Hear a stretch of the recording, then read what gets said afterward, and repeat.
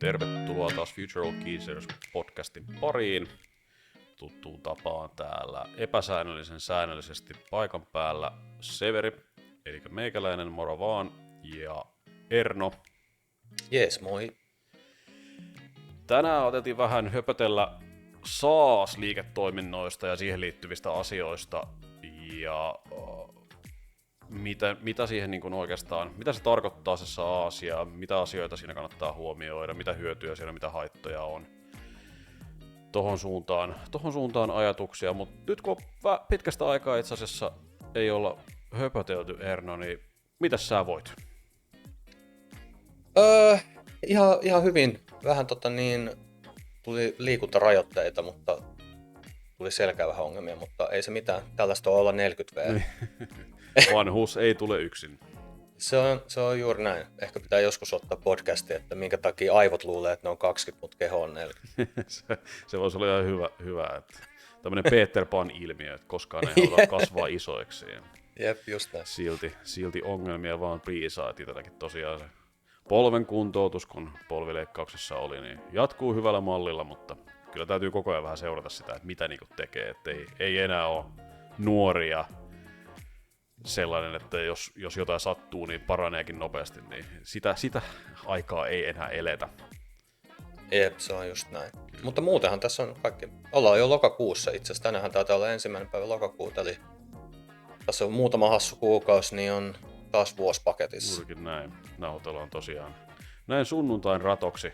Ernon kanssa vietetään hetken aikaa yhdessä ja toivottavasti saadaan tuotua teille näin lokakuun alkuun myöskin ajatuksia, miten hommia loppuvuoden osalta kannattaa viedä eteenpäin ja millaisia juttuja kannattaa huomioida. Mutta tosiaan mennään itse asiaan. SaaS-liiketoiminta ja SaaS yleisesti. SaaShan tarkoittaa Software as a Service, eli softaa palveluna yksinkertaisesti. Ja tässä itselle tietysti niin kuin on mielenkiintoista juurikin, että puhutaan niin ostavasta näkökulmasta kuin myyvästä näkökulmasta, eli niitä, ketkä tekevät sitä SaaS-palvelua ja niitä, ketkä sitten ostavat näitä. No, mun mielestä tässä yksi semmoinen hyvä niin kuin yhtenäisyys kummallakin puolella, minkä takia SaaS on ottanut hyvin paljon tilaa markkinoilta ja tulee ottamaan vielä lisää, niin ihan nämä kustannukset ja budjetoinnit ja muut vastaavat, mikä näkyy kummallakin puolella, ostavien ja myyvien tahojen puolella. Eli ostavahan taho, niin heillähän on selkeät sitten kiinteät kustannukset näistä, jolloin he pystyvät ennustamaan sitä omaa kustannuspolitiikkaansa ja budjetoimaan sen mukaisesti ja hyödyntämään sitten niitä tarvittavia palveluita, mitä he tarvitsevat omassa tekemisessään. Kun sitten taas niin kuin myyvän tahon puolella, niin siellähän on selkeät kustannusrakenteet, että mitä sen SaaS-toiminnan ylläpito maksaa sitten per käyttäjä, jolloin ymmärretään täysin, että mitä sen täytyy maksaa ja saadaan sieltä tasasta tulovirtaa.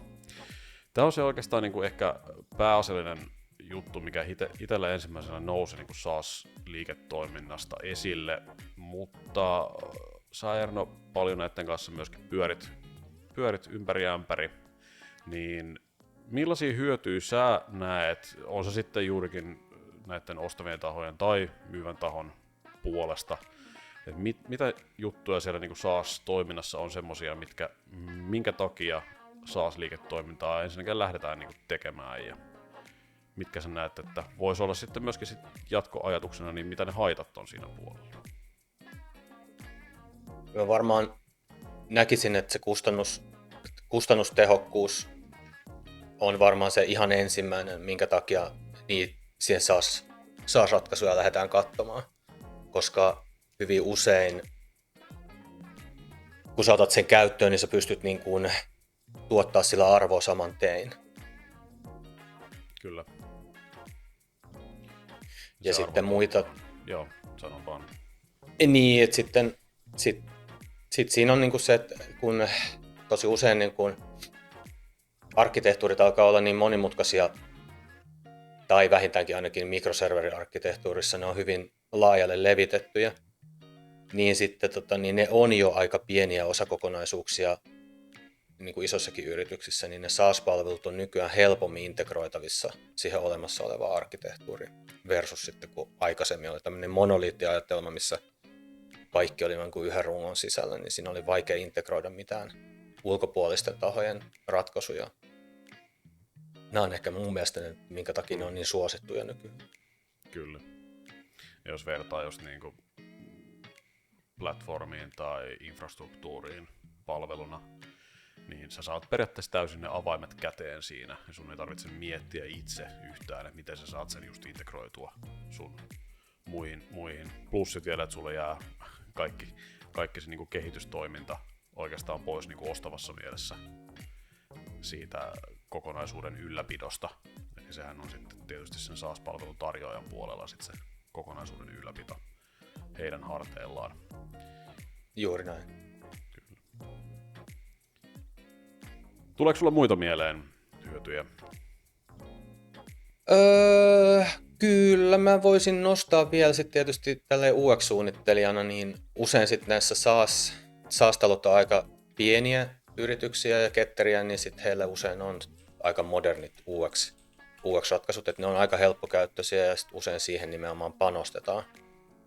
Niin vaikea sanoa tietysti, että paraneeko siinä niin kuin kokonaiskäyttökokemus sitten, jos ajatellaan jotain isoa yritystä, mutta ainakin sitten ehkä yhden tuotteen sisällä niitä tällaisia käytettävyyteen tehtäviä parannuksia pystytään tekemään nopeammin kuin customoiduissa ratkaisuissa. Kyllä. No mitäs haittapuolella? Millaisia Kyllähän haasteita? niitäkin riittää. Varmaan aika paljonkin. Musta tuntuu, että suoraan voisin jatkaa siitä, että siinä missä ne hyvät puolet on se, että jonkun SaaS-palvelun saa varmasti kyllä niin kuin olemassa olevaan arkkitehtuuriin, mutta hyvin usein ne kyllä vastaa tasan tarkkaan yhteen käyttötapaukseen. Eli siinä tulee hyvin rajoitettu se, että jos on hyvin spesifisiä tarpeita, niin on käytännössä mahdotonta yrityksen saada sen SaaS-palvelun, niin kuin, koska heillä on oma liiketoiminta ja niin se ei vaan toimi sillä lailla. Kyllä. Joo, ainakin se. Just näin, että se, että periaatteessa jos tarvitsee räätälöityä softaa, niin silloinhan SaaS se on aika lailla sitten siitä pois pelistä, tai sitten se vaatii lisäkilkkeitä sit siihen toimijakseen sit sillä tavalla, miten halutaan. Mutta toisaalta sitten taas se rupeaa kustannukset menemään sit tosi korkeaksi myöskin tuolla puolella. Muutamia ainakin, mitä itselle tuli mieleen tietysti niin kuin SaaS-puolella, jos puhutaan niin kuin esimerkiksi tietoturva-asioista ja näistä vaatimuksista ja muista, niin sehän on hyvä sitten taas hankkivan tahon osalta, että se SaaS-palvelua tarjoava joutuu huolehtimaan niistä. Mutta siellähän voi olla puutteita myöskin sitten esimerkiksi just tietoturvan osalta, että mitä asioita pitää ottaa huomioon. Ja varsinkin nyt maailmassa, missä elämme, missä rajat on vähän häilyviäkin välillä, niin noihän asiat täytyy ottaa huomioon tosi tarkasti. Ja se, että riittääkö se tietoturvan taso sit niissä SaaS-palveluissa, niin täytyy aina myöskin tarkistella tosi selkeästi, että miten se palvelee sit niitä hankkivan tahon tarpeita siellä puolella. Kyllä se on just näin, ja sä et voi tietysti hallita näitä ulkopuolisia taloja, niin sit sä ei ikinä oikein ole tarkkaa tietoa siitä, että millä tavalla niin kuin tosiaan tietoa käsitellään ja missä sitä säilytetään itse asiassa myös, että onhan tässä tämmöiset GDPR-tason asiat myös, että voi olla myös hankala löytää sellaista palveluntarjoajaa, että se toimii. Varmaan just julkishallinto ei varmaan hirveästi käytäkään mitään tommosia just tämän vuoksi. Paitsi ehkä joku GitHubit ja tällaiset, mutta siellä nyt tietysti pystytään sitten määrittelemään se, missä se data aktuaalisesti sijaitsee. Ja onhan tässä paljon ollut myöskin ilmoilla näitä, että sitä dataa on lähetetty esimerkiksi Euroopasta niin tuonne Rapakon toiselle puolelle, mikä ei ollut missään nimessä sallittua ja säilytetty siellä. Ja näitähän on näitä keskusteluja nyt täällä, eikö Briteissä taitaa olla? Se taisi olla mutta itse asiassa Metan puolelta. Joo, kyllä niitä käydään joka paikassa. Ja varmaan syy onkin just se, että ainakin niin kuin mitä nopeasti tällaisia tosi isoja ja suosittuja SaaS-palveluja, niin nehän nyt lähtökohtaisesti on USAssa kehitetty. Nyt heillä on tietysti omat syyt, minkä takia he haluaa sitten päästä käsiksi siihen dataan, ja että siinä sitten tulee tällaisia niin kuin ongelmia sitten ton puolesta, että on vaikea sovittaa. Kyllä. Että tollaisia haasteitahan siellä tietysti on tuolla puolella. Jep. Kyllä. Millaisia SaaS-palveluja sä itse käytät niin kuin henkilökohtaisessa elämässä? Aika paljon. Tuntuu itse asiassa nyt, kun mä mietiskelin tuossa, kun tätä aihetta valittiin tähän näin, että käytännössä mun kaikkihan tuotteet on SaaS-palvelut. Figma on SaaS-palvelu, missä me niin pääosin menee aika. Slack. No Teams ei ehkä ole. No en mä tiedä, onkaan se jollain tavalla. Se on vähän niin kuin irrallaan Googlen, ei kun Microsoftin muista palveluista. Kyllä. Tämä Discord, mitä me käytetään tähän Niin, tällä hetkellä tähän nauhoittamiseen. Kyllä niitä vaan niin kuin on, niin ja Canva sitten tulee jonkun verran sitäkin käytetty. Et just on niin kuin tommosia yksittäisiä spesifisiä tarpeita, mihin on yksi yksittäinen tuote. Kyllä. Noit on siis... Veikkaisin, että ei hirveästi ole itsellä mitään muuta kuin SaaS-palveluja käytössä, kun työ niin kuin elämää miettii. Et hyvin harvassa on mitään muuta enää käytössä. Et kyllä se niin kuin on vakiinnuttanut paikkansa niin sanotusti. Joo, se on näin. Sitten ehkä jos ajatellaan niin kuin sitten omia asiakkaita ja heidän ympäristöjään, niin sitten siellä on niin kuin yksittäisiä ratkaisuja ulkoistettu SaaS-palveluille, ja ehkä eniten käytetyimmät, mitä tulee mieleen, on niin kuin monitorointi, eli palveluiden niin kuin, siis monitorointiratkaisut, että nähdään, että mikä on käyttöaste servereillä, ja mikä se nyt on se, että ne on online. Siinä on se kuin hieno nimi sille, mutta se joo. Ja sitten nämä logi-jutut, niin kuin LaaS-palveluiksi tai niitä sanotaan, mutta kai sekin on omanlainen SaaS-palvelu kuitenkin, koska ne tekee vaan sitä yhtä. Ja sitten myöskin ihan niin consumer-puolellahan, niin niitähän on tosi paljon myöskin käytössä, ettei pelkästään niin työpuolella, mutta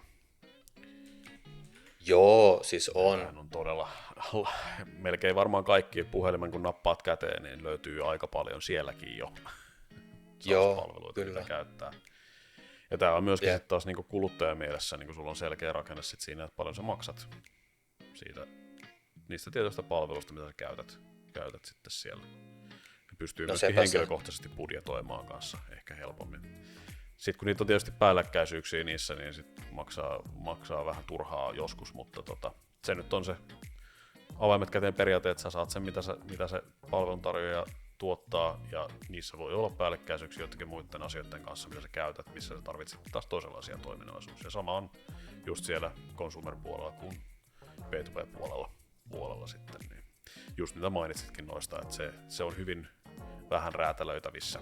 Sitten, ja niissä voi olla semmoisia asioita, mitä sit tarvitsee, joita ei löydy, jolloin tarvitaan lisää kilkkeitä ja muuta, jolloin se kustannukset voi sitten myöskin noissa nousta.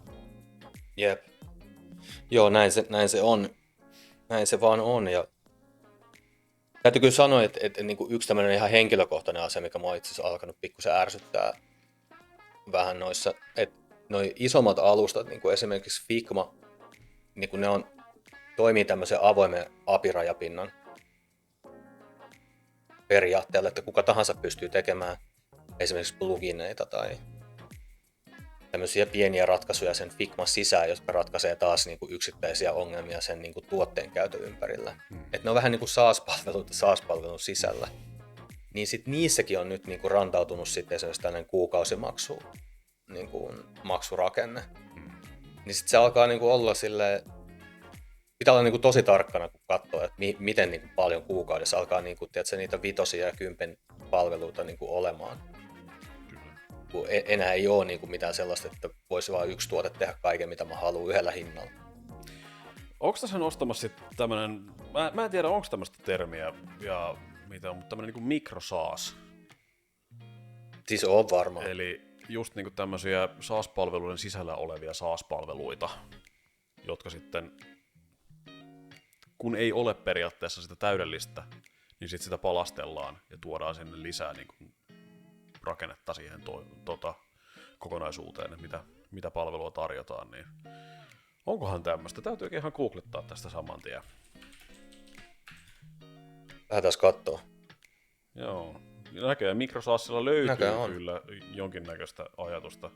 En nyt rupea näitä lukemaan täältä, mutta tämä on ihan mielenkiintoinen. Varmaan pitää tutkia vähän lisää tätä puolta, että miten niin SaaS-palveluiden sisällä olevat SaaS-palvelut ja niiden kustannusrakenteet ja myöskin niin vastaanotto. Itselle kuulostaa kyllä niin samalta, mitä sanoit, että rupeaa stäkkääntymään aika pahasti ehkä niin noiset kuukausimaksuiset komponentit siinä. Ja menettääkö se sitten oikeasti myöskin arvoaan koko SaaS-palvelu siinä tilanteessa, kun sitten sä joudut ottaa niin tuolta ja täältä ja sieltä ja tuolta ja erinäköisiä kilkkeitä siihen päälle, että sä pystyt tekemään sitä asiaa, mitä sun täytyy tehdä. No Figman tapauksessa niin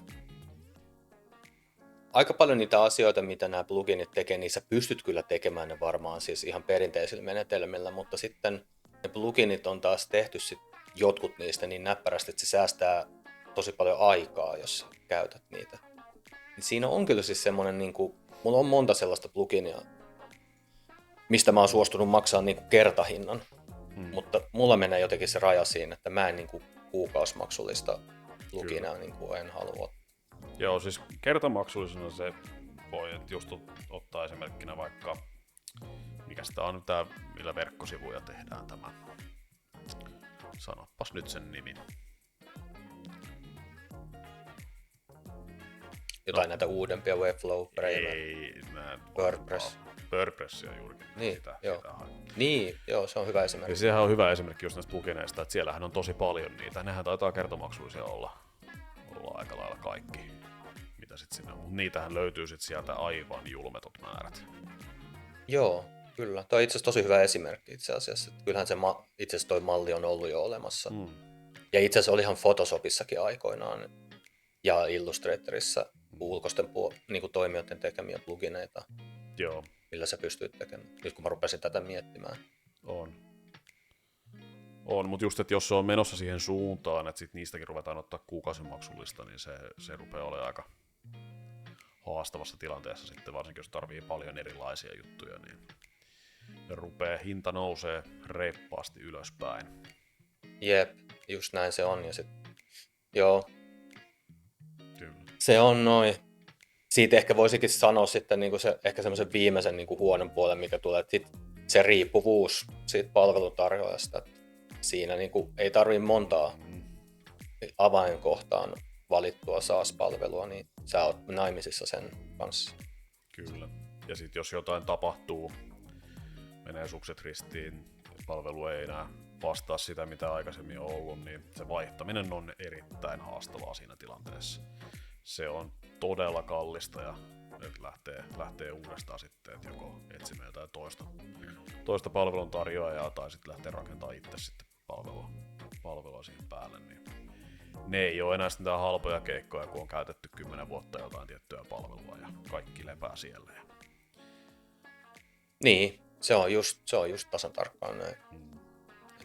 Ymmärrän kyllä hyvin, että minkä takia se niin sellainen low code, no code, se asettuu kyllä näppärästi tuohon väliin sitten, että se tarjoaa mun mielestä ehkä just sen viimeisen palasen siitä, että jos yritys on sitä mieltä, että on aika spesifi tarve, mihin ei olemassa olevat saa sit vastaa, mutta toisaalta ei ole ehkä niin tärkeä asia, että kannattaisi niin kuin tehdä kokonaista kehitystiimiä sen ympärille.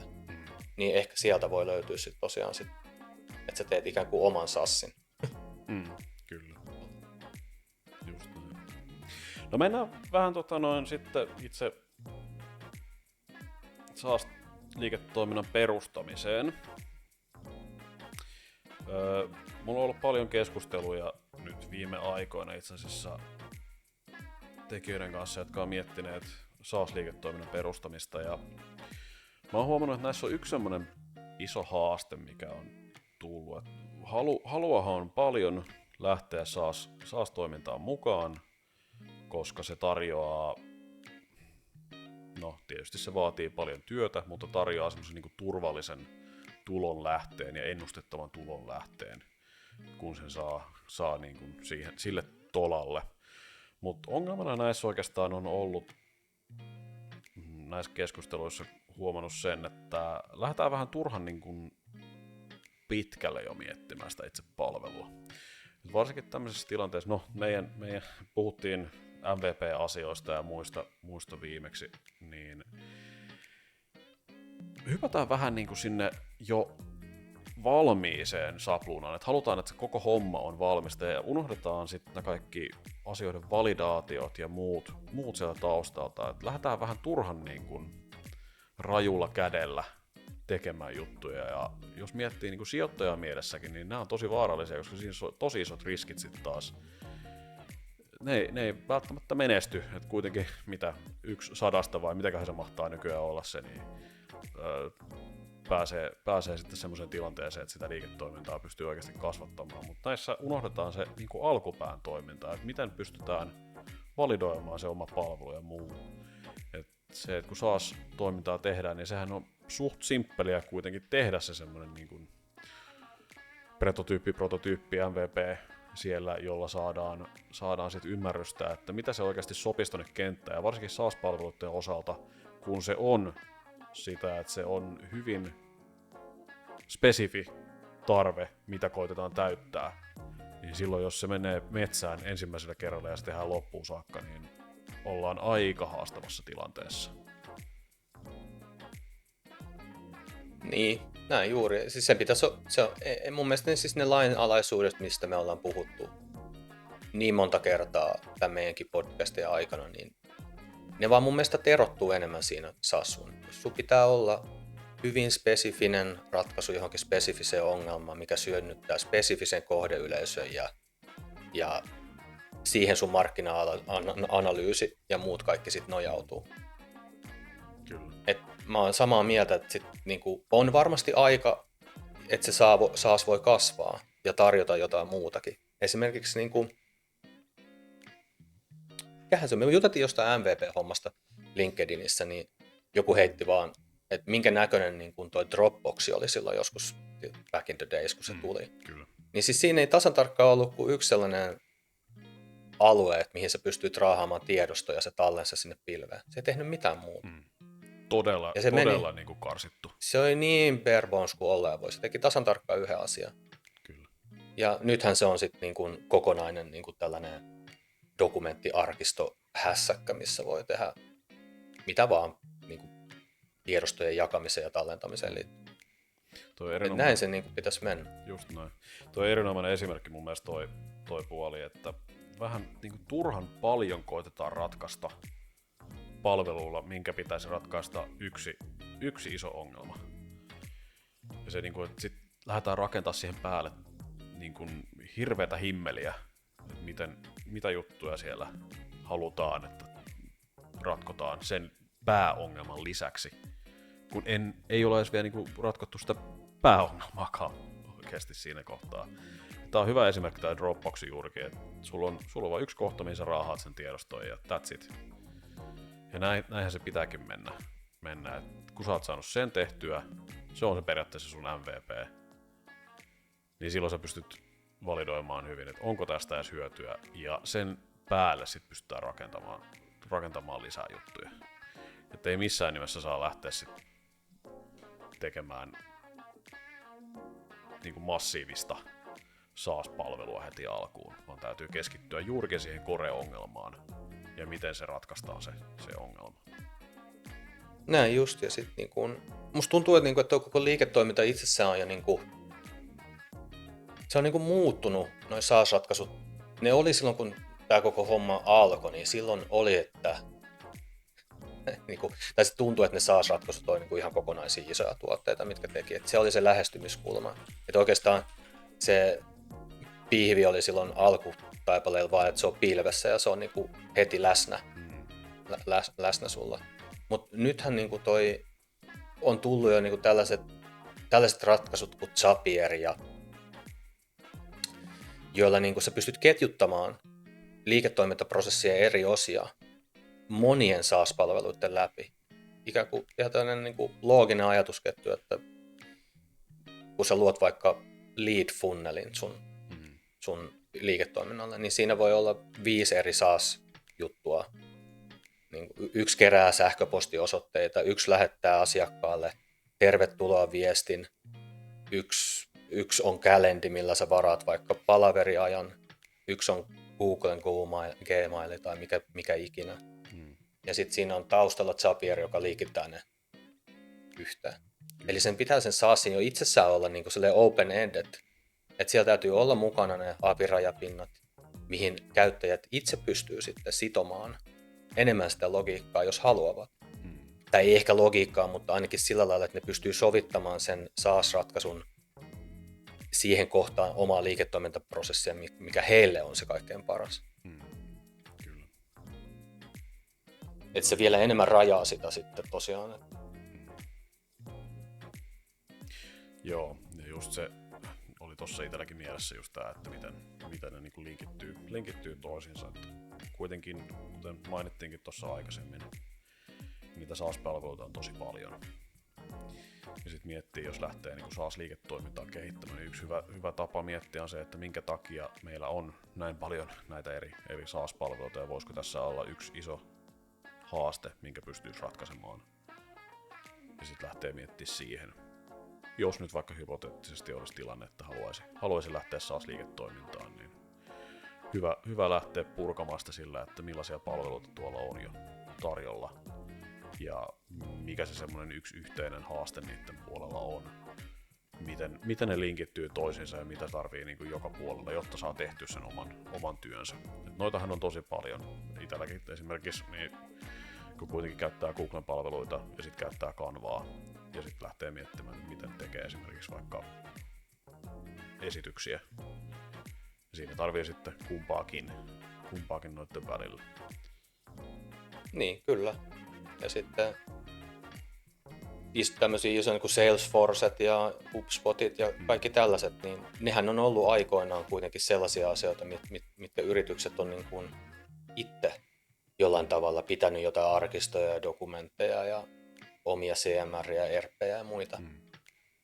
Niin nyt on niin paljon hyviä ratkaisuja ehkä tarjolla, että ne on niin kuin jo semmoisia de factoja. Se on, tietääkseni joku Salesforce on varmaan ihan joka ikisessä paikassa käytössä, tuntuu ainakin jollain tasolla. On. Ja sitten just esimerkiksi, niin kuin mä tuossa kuulin juttua, että HubSpotin puolella esimerkiksi, niin kun, jos haluat siellä sitten tehdä esimerkiksi myyntityötä ja lähtee lähettämään vaikka sopimuspapereita ja muuta, niin sinne ei pystykään näköjään sit liittämään esimerkiksi niin kuin tiedostoja, vaikka jos sä lähettäisit jotain sopimuspapereita. Tai ainakaan ei pysty kaikkia tiedostoja. Niin nämä vähän niin kuin hassujakin kuulostaa mulla välillä, että millaisia niin kuin puutteitakin noissa palveluissa välillä on. Et vaikka puhutaan siitä, että täytyisi ratkaista yksi ongelma, mutta sitten kun se lähtee laajenemaan siitä, niin siellä on tosi isoja puutteita sitten taas niin kuin siihen päivittäiseen käyttöön liittyen. Ja jos miettii sitä niin kuin UX-puolta, niin ainakin tuossa tilanteessa, että jos mä lähettäisin sopimuspapereita ja mä en pysty liittämään esimerkiksi siihen vaikka tarjousta, niin onhan se iso puute tuommoisessa palvelussa. No on, siinä on varmaan just käynyt ehkä näin. Mä en tiedä ihan tarkkaan millä HubSpotti siis silloin kun se alkoi, niin mikä se sen niche oli. Mutta tietysti nytten kun koronan jälkeen etenkin, kun Rytinellä siirryttiin sähköiseen sopimiseen, missä itse asiassa lainsäädännötkin selkeni vasta niin kuin EU-tasolla. Ei siitä ole hirveän kauaa, kun ei se ollut niin yksinkertaista edes lainsäädännön puolesta. Kyllä. Mikä vahva tunnistautuminen riittää siihen allekirjoitukseen ja muuta. Ne varmaan joutuu ottaa niin kuin tällaista kiinni nyt, koska sitten kaikki odottaa tietysti, että ne pystyy tekemään sen palvelun kautta. Niin siinä näkee just sen, että sit kun ne alkaa kasvaa, niin heidän on itsekin hankala tehdä muutoksia niihin omiin. Tämä on myöskin hauska, siis niin kuin SaaS-palveluita tarjoavilla yrityksillä. Mitkä ne odotukset siellä oikeasti on ja miten ne joutuu niitä täyttämään. Ihan niin kuin se, että millä tavalla sä pystyt suunnittelemaan vaikka sun roadmapin sun palvelun kehittämisen osalta. Niin ei se varmaan hirveän helppoa, kun se tulee erinäköisiä tarpeita eri puolilta. Ja juurikin se, että kun yrityksillä voi olla tosi spesifiikin tarpeita, mitä ne haluaa, että se palvelu täyttää, mikä siellä on.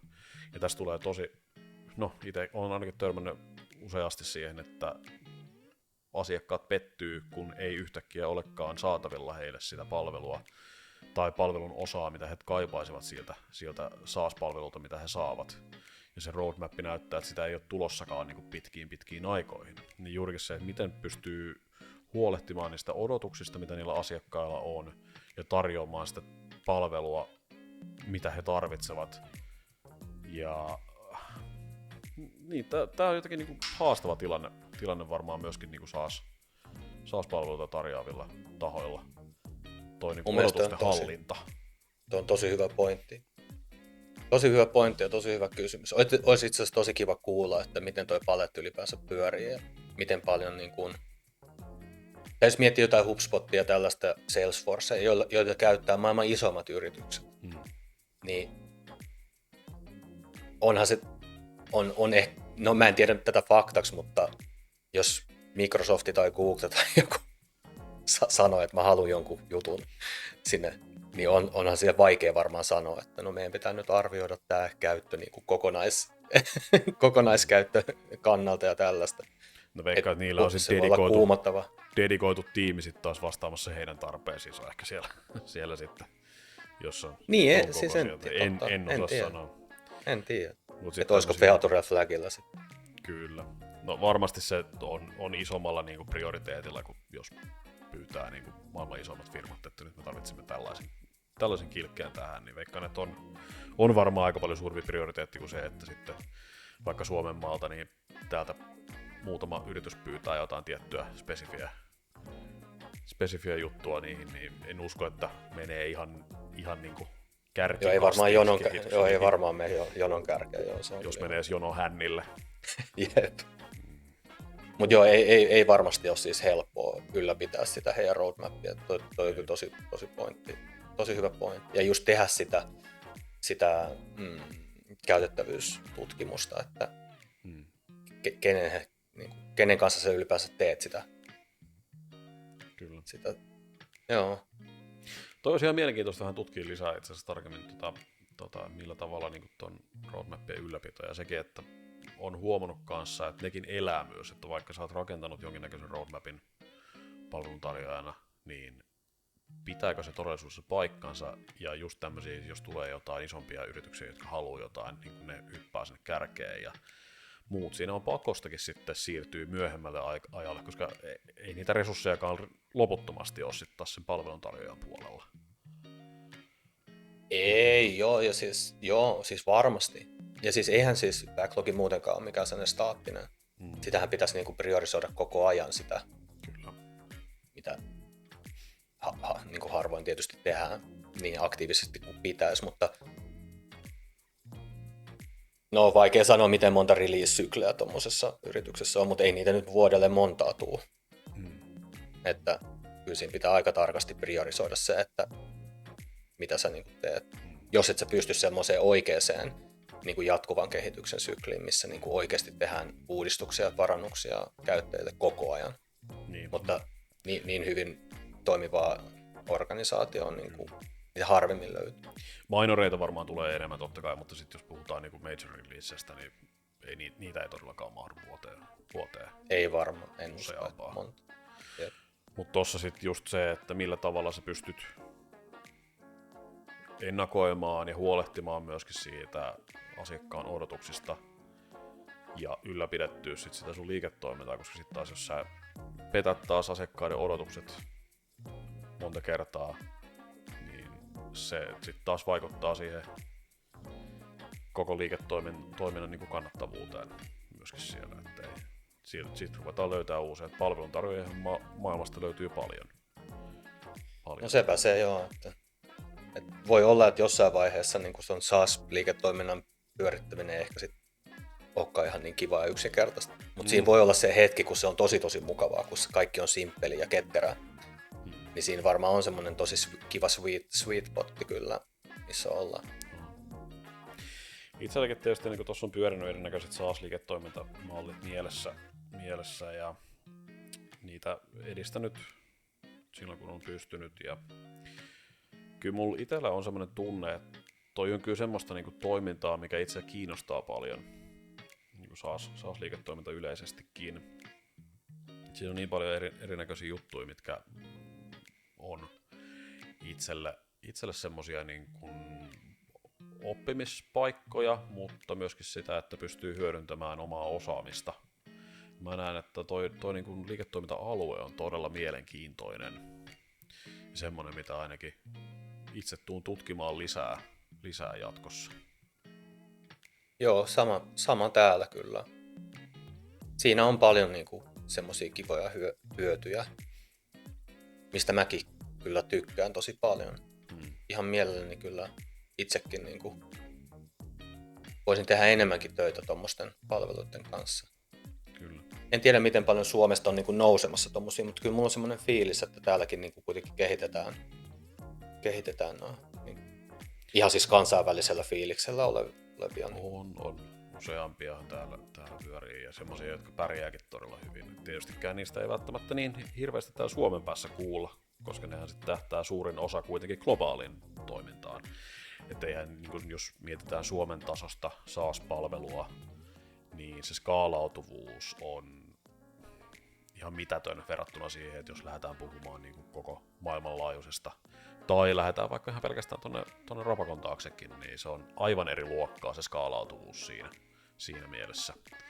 Niin nämäkin Suomen päässä SaaS-palveluita tuottavat, niin uskoisin, että suurin osa tähtää kyllä jenkkimarkkinoille ja globaalin markkinaan enemmänkin kuin Suomen markkinaan, jolloin niistä ei myöskään täällä hirveästi kuulla täällä Suomen markkinassa. Kyllä, se on ihan totta, joo.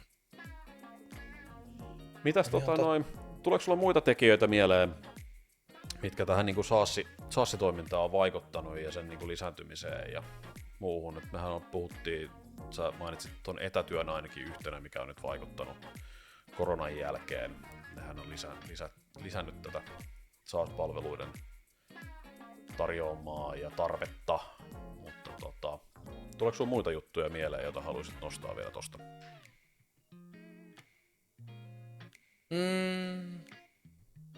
No ehkä siis, jos nyt vaan nostan niin kuin jotain UX:n puolta, niin kuin mitkä nyt ihan suht puhtaasti niin kuin omaa asiantuntijuutta on, niin että just se usein niin kuin just se SaaS-palvelujen käyttäjäystävällisyys ja semmoinen iteratiivinen kehitys on aika hyvällä tasolla, koska kuitenkin sä ratkaiset sellaisen yhden ongelman keskiön sisällä olevia asioita. Et se on mun mielestä se on hyvä juttu. Pystyy keskittymään niin kuin yhteen niin, juttuun. Kyllä. Ainakin sillä hetkellä. Mun täytyy sanoa, että mä en ole kyllä siis ihan siis vielä niin kuin tiedä, että mihin suuntaan tämä niin kuin oikeasti menossa tämä maailma, kun nytkin tuntuu, että niitä yksittäisiä sovelluksia on niin paljon, minkä välillä sä poukkoilet sinne ja tänne. Ja näyttää siltä, että se ei ole niin kuin mitenkään niin kuin hiljenemään päin. SaaS-maailmassa niin sanotusti eletään, mutta se on vielä siinä vaiheessa, että ihan ei tiedetä, mitä juttuja nurkan takaa löytyy ja onko tämä itse asiassa semmoinen, että tämä on jopa haitallisempaa sitten ja kustannusmielessä niin kuin vielä kalliimpaakin toimintaa. Ainakin jos vähän tässä trendejä katsoo sitten taas tuolta consumer-puolelta, niin kyllä niin kuin, no esimerkiksi näitä videotoistopalveluita ja muitahan, niitähän on nyt pilvin pimeä ja jos haluat katsoa niin kuin kuluttajana jotain elokuvaa, niin sitä ei välttämättä löydy sieltä sun palvelusta ja nämä voi varmaan myöskin kantautua tämmöiset samat asiat sitten myöskin liiketoimintapuolelle, että sitten on päällekkäisyyksiä tosi paljon ja sitten onkin haastavaa, että mitä juttuja sä tarvitset ja paljonko sä niistä joudut maksamaan. Näinpä just. Ja just just se niin kuin pitkän välin, niin kuin, että mitä se kustannukset pitkällä aikavälillä sit oikeasti on, että noihin on niin helppo lähteä niin kuin mukaan noihin palveluihin ja lähteä niitä käyttämään, mutta ne voi sitten osoittautua kuitenkin aika kalliiksi sitten. Kyllä. Jos ei se sitten ratkaisekaan sitä ongelmaa, mitä sä haluat. Ja tosiaan se, että sit kun sä oot käyttänyt sitä ja se ei ratkaisekaan sitä sun ongelmaa, niin sitten miten sä löydät sen oikein ja mitä se maksaa ja miten sä pystyt sitä ottaa käyttöön ja miten se vaikuttaa kaikkeen toimintaan. Niin helppoa ei ole, niin kuin kummallakaan puolella palveluiden tarjoajilla eikä ostavilla tahoilla. Että niin, joo, siis se on juuri. Hyvä. Aina jotenkin me vaan tuntuu, että aina palataan siihen samaan, että selvittäkää ne tarpeet tosi tarkkaan. Kyllä. Eikä vaan mene niinku trendi edellä ainakaan, että se ei välttämättä ole ehkä fiksuin juttu. Joo, ei tämä on myös hyvä pointti, että se, että vaikka joku palvelu on niin sanotusti ottanut sitä de facto roolia niin kuin palvelun tarjoajana, niin se välttämättä se palvelu ei sovellu kuitenkaan sinun yrityksesi tarpeisiin, vaan sun täytyy selkeyttää se, että mitkä ne sun todelliset tarpeet on, ja sitten miettiä, että täyttääkö tämä palvelu ne sinun tarpeesi. Eli se, että jos on kuullut kaverilta, että ne käyttää jotain palvelua, niin se on heidän kohdallaan ehkä ollut toimiva, mutta toimiiko se sitten taas sinun yrityksesi tarpeisiin. Niin nämä on myöskin yksilöllisiä nämä asiat. Se on just näin. Kävi ihan huvikseni vielä, oli pakko käydä katsomassa, että kyllä se niinku kasvaa kuitenkin yli 17% vuodessa toi liiketoiminta. Kyllä se vaan kuitenkin, mä ymmärrän, että on houkuttelevaa lähteä tekemään tommosia palveluja. Kyllä. On siinä se, ja ne ei ole mihinkään katoamassa. Se on se simppeliys ja se niinku selkeät kustannukset, että ne on ennustettavissa, niin ne vaikuttaa jo itsessään niin paljon siihen puoleen. Jep. Jännä nähdä, miten tuo AI sitten niinku vaikuttaa noihin sitten. AI-palvelut, niitähän kans tuolla rupeaa satamaan koko ajan. Niin, ja sitten mä oon kauheasti miettinyt tässä, että mitä se niinku palveluiden käyttö tulevaisuudessa sitten niinku on, että onko se tällä lailla kuin nyt, että sä käytät yksiä palveluita, vähän niin kuin appseja, niin tietokoneella että puhelimella, vai meneekö se niin, että sulla on niin kuin jossain vaiheessa joku tämmöinen AI-tason käyttöliittymä ja se AI itsessään niin kuin itse asiassa yhdistelee ne palveluiden tietosisällöt ja ratkaisut johonkin eri muotoon. Kunhan heitän tässä ajattelen vaan ääneen, mutta siis joku tämmöisen VR-maailmassa tämmöisissä, niin että onko se enemmän sellaista datan siirtämistä eikä enää sellaista suoraa interaktiota? Niin. En osaa sanoa. Se mielenkiintoisia aikoja. Murroksessa ollaan, niin ei varmaan osaa kukaan ennustaa. Toi voisi olla ihan tosiaan mielenkiintoinen mahdollisuus, että jos se menee semmoisen niin datan siirtämiseksi sitä kautta, se itse asiassa tekoäly on niin kuin se ainoa point, minkä kanssa sä keskustelet, ja se siellä taustalla sitten taas hyödyntää erinäköisiä SaaS-palveluita tarjotakseen sulle sitten sen tarvittavan informaation. Niin. Se tulee kyllä muuttamaan niin kuin markkinointikenttää ja myyntikenttää. Ja jos et oikeasti tommoseen menisi, niin jännä nähdä, miten se tulee oikeasti toimimaan. Jos tämä tapahtuu, niin you heard it first here. Joo, tämä on nyt ennustus. Tämä on nyt ennustus, että meillä on kristallipallot nyt toiminnassa, mutta nämä kristallipallot on kyllä aika sumuisia, että en osaa sanoa, että osuuko oikeaan vai ei. Katsotaan. Ehkä se selkenee jossain kohtaa. Jep, just näin. Hyvä. Hei, tämä varmaan tältä osin näistä SaaS-palveluiden asioista. Mitäs sä tiivistäisit nämä vielä kuuntelijoille loppuun? Joo, mä sanoisin, että jos meinaatte ottaa uuden SaaS-palvelun, niin kattokaa se, mitä ongelmaa se ratkaisee, niin tosi tarkkaan. Et sit kun se on valittu, niin siitä pois pääseminen on hankala ja kallista. Kyllä. Se, että se SaaS-palvelu ratkaisee teidän ongelmanne tai teidän haasteenne tai teidän tarpeenne, niin se täytyy katsoa tosi tarkkaan. Jep. Hyvä. Hei, kiitos paljon Erno näistä keskusteluista ja kiitos kuuntelijoille. Otetaan taas sitten säännöllisen epäsäännöllisesti seuraavaa settiä, kun pääsemme sinne saakka. Mutta näillä puheilla niin oikein hyvää alkanutta syksyä ja loppuvuotta kaikille. Yes, moikka. Moro moro!